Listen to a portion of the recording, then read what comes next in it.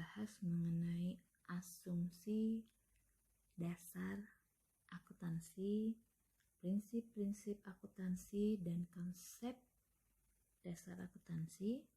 Sekarang kita akan membahas mengenai siklus akuntansi. Siklus akuntansi ini merupakan materi dari KD atau kompetensi dasar 3.5, yaitu memahami siklus akuntansi, dan 4.5 yaitu mengelompokkan tahapan siklus akuntansi.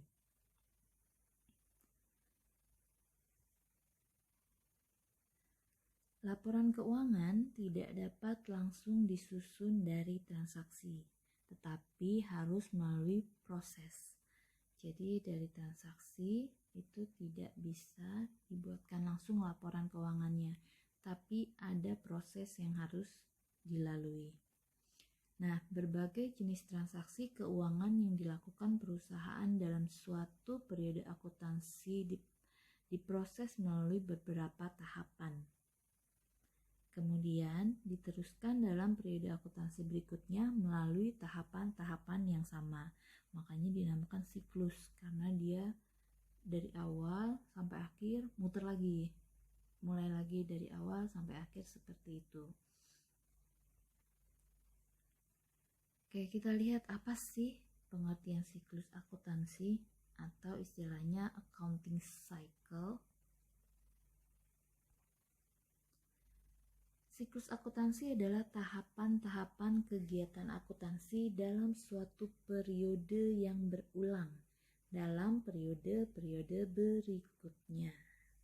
Jadi ada tahapan kegiatan dalam satu periode, tapi dia berulang dalam periode berikutnya. Nah, ada beberapa tahapan kegiatan dalam siklus akuntansi. Jadi ada 4 totalnya.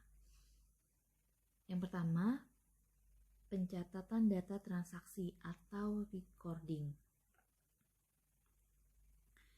Siklus akuntansi dimulai dengan adanya suatu transaksi atau kejadian bersifat keuangan yang harus dicatat.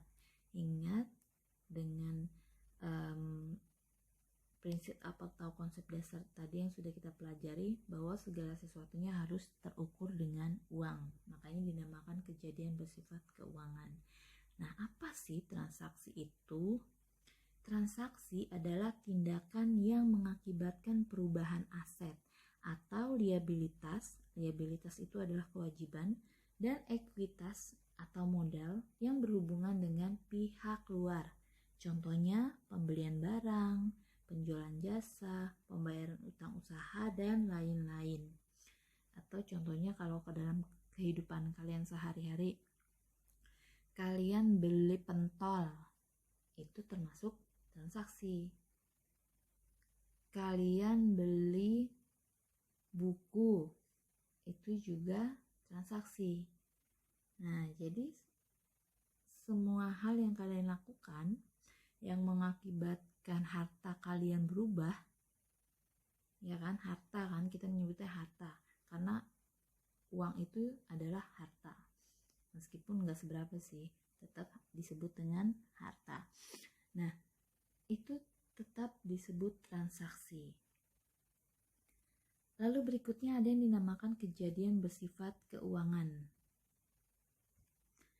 Kejadian bersifat keuangan adalah tindakan yang terjadi di dalam perusahaan yang dapat diukur dengan uang.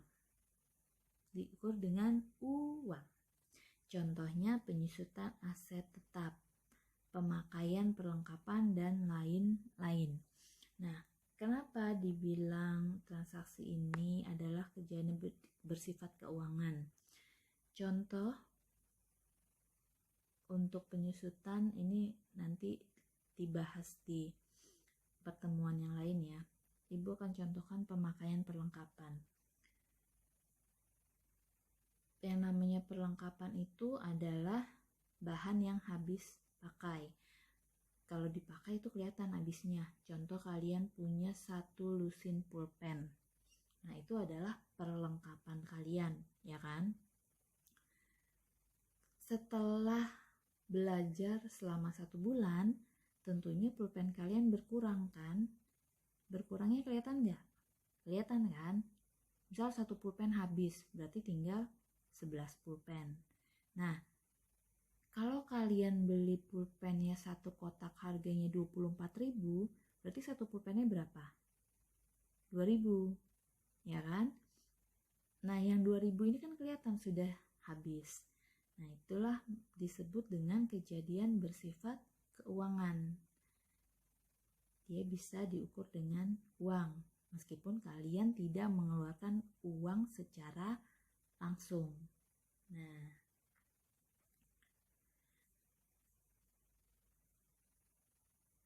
bukti adanya transaksi atau kejadian bersifat keuangan harus dinyatakan dalam bentuk tertulis yang disebut bukti transaksi, seperti kwitansi, nota, dan faktur. Nah, jadi transaksi yang sudah terjadi itu harus dibuatkan buktinya secara tertulis. Nggak bisa kalian misalkan dibilang ada pembelian nih senilai sekian, tapi nggak ada bukti transaksinya, itu tidak bisa dipertanggungjawabkan. Jadi segala sesuatunya harus ada bukti transaksi.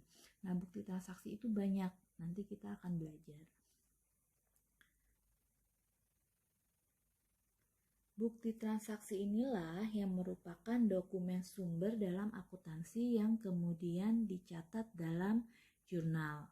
Nah, jadi pencatatan data transaksi ini dilakukan dalam yang namanya jurnal. Ini tahapan yang pertama.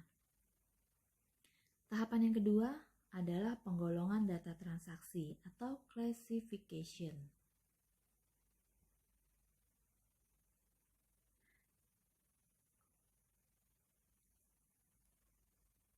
Nah, setiap jenis transaksi yang telah dicatat dalam jurnal, seperti pembelian barang, pembayaran utang, penjualan barang, dan lain-lain, ini masing-masing digolongkan dalam buku besar atau yang disebut dengan ledger, yang merupakan kumpulan akun atau sering juga disebut sebagai perkiraan. Nah, tadi tahap pertama adalah pencatatan data transaksi dilakukan di atau melalui jurnal. Yang kedua, penggolongan data transaksi. Penggolongan data transaksi ini dilakukan melalui buku besar atau ledger. Nah, setiap jenis transaksi yang telah dicatat dalam buku jurnal masing-masing digolongkan dalam akun tersendiri.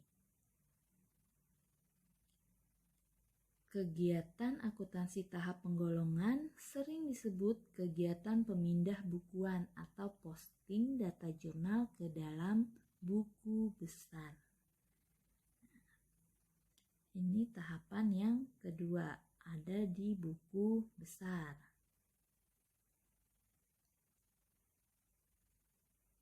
Transaksi yang ketiga adalah pengiktisaran data transaksi.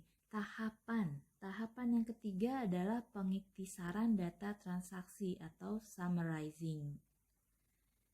Kegiatan pengiktisaran transaksi data transaksi atau summarizing biasanya dilakukan pada akhir periode akuntansi, berupa kegiatan pengiktisaran data buku besar sebagai persiapan untuk melakukan kegiatan tahap pelaporan, yaitu penyusunan laporan keuangan. Nah, mengiktisarkan data buku besar pada akhir periode akuntansi berarti membuat iktisar data keuangan. Iktisar berarti itu rangkuman gitu ya. setelah terjadi perubahan-perubahan akibat transaksi yang terjadi selama satu periode tertentu. Nah, tahap pengikisaran itu sendiri ada beberapa tahap. Yang pertama adalah menyusun neraca saldo. Neraca saldo berasal dari saldo sementara buku besar. Neraca saldo ini dibuat sebagai langkah awal untuk menyusun kertas kerja. Berikutnya, ayat jurnal penyesuaian. Ayat jurnal penyesuaian ini adalah jurnal yang dibuat untuk menyesuaikan nilai akun-akun setiap buku besar yang belum mencerminkan jumlah atau saldo yang sebenarnya. Berikutnya, kertas kerja. Kertas kerja adalah alat bantu untuk membuat laporan keuangan dari transaksi yang terjadi di dalam perusahaan selama satu periode akuntansi. Kertas kerja ini merupakan penggabungan dari neraca saldo dengan ayat jurnal penyesuaian. Nah, tahap berikutnya yang keempat adalah jurnal penutup. Jurnal penutup ini untuk menutup akun-akun nominal. Apa akun-akun nominal? Nanti kita pelajari. Sabar. Santai aja. Prive dan ikhtisar laba rugi supaya tidak terjadi penghitungan ulang terhadap transaksi di periode berikutnya.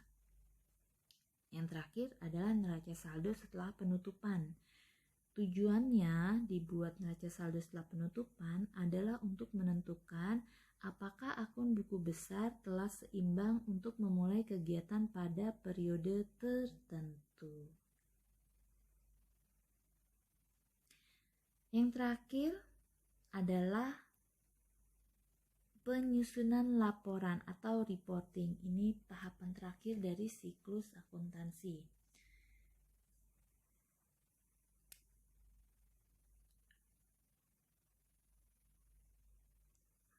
Kegiatan ini merupakan kegiatan tahapan akhir.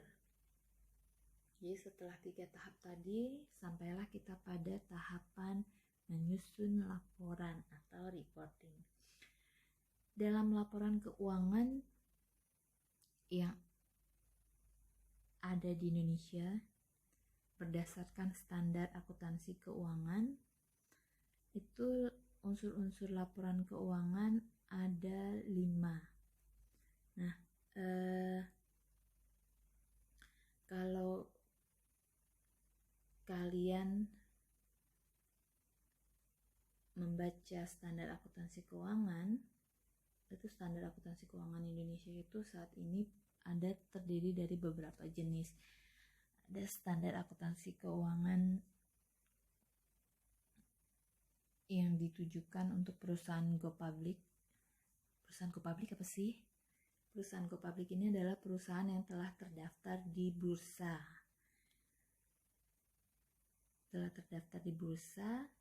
Dan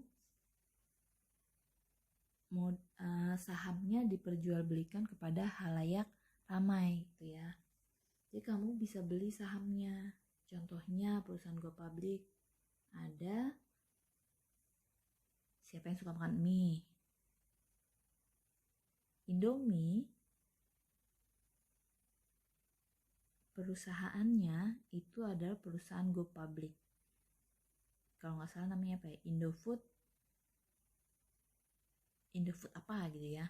Nah itu kalau kalian cari datanya di Bursa Efek Indonesia, itu dia adalah salah satu perusahaan go public. Nah bisa tuh kalian beli sahamnya, jadi pemilik perusahaan.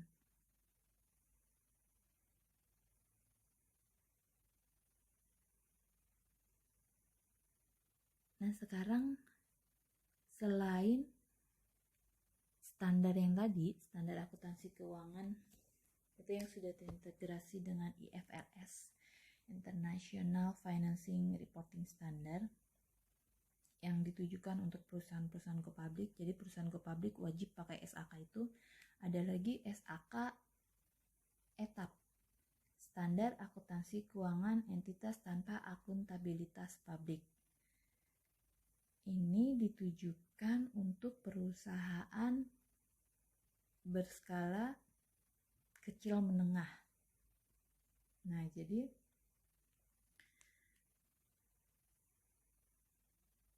Yang terakhir itu ada SAK EMKM.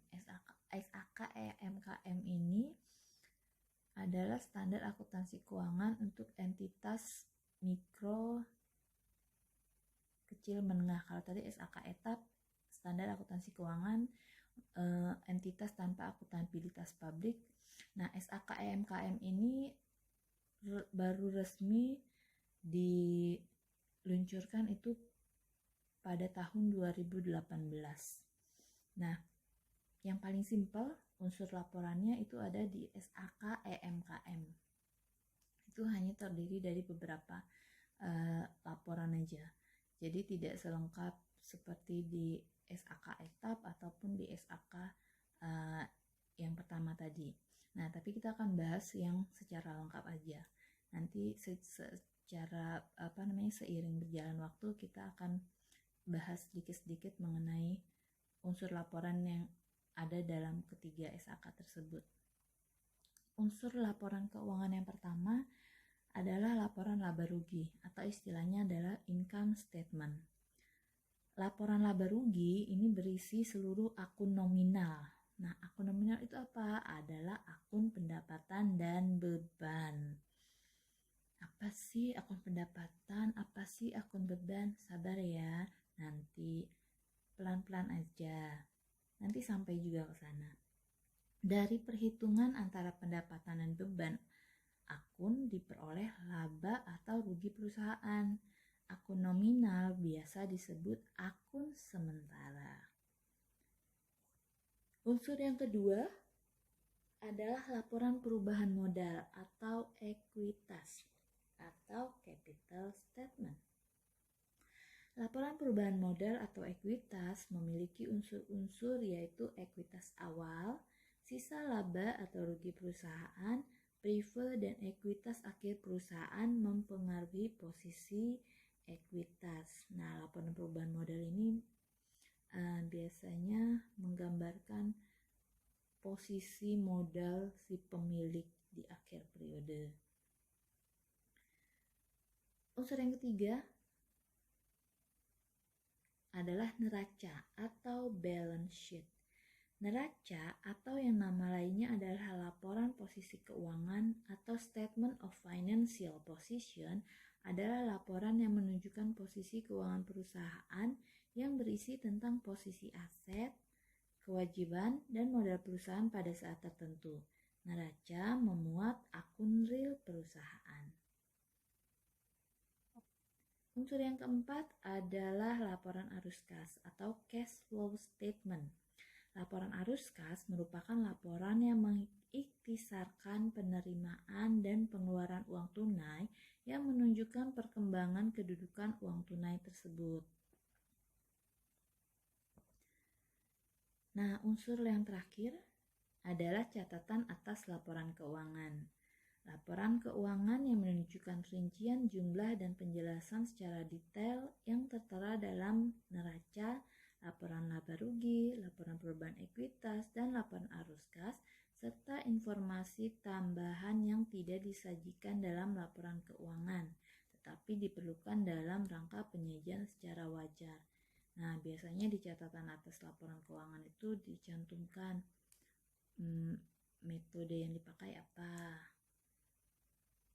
Misalkan perusahaan menilai persediaan barang dagangannya itu berdasarkan pakai prinsip yang mana. Terus kejadian atau transaksi, misalkan ada transaksi yang tidak terduga dalam periode tersebut, nah itu dirincikan dalam catatan atas laporan keuangan.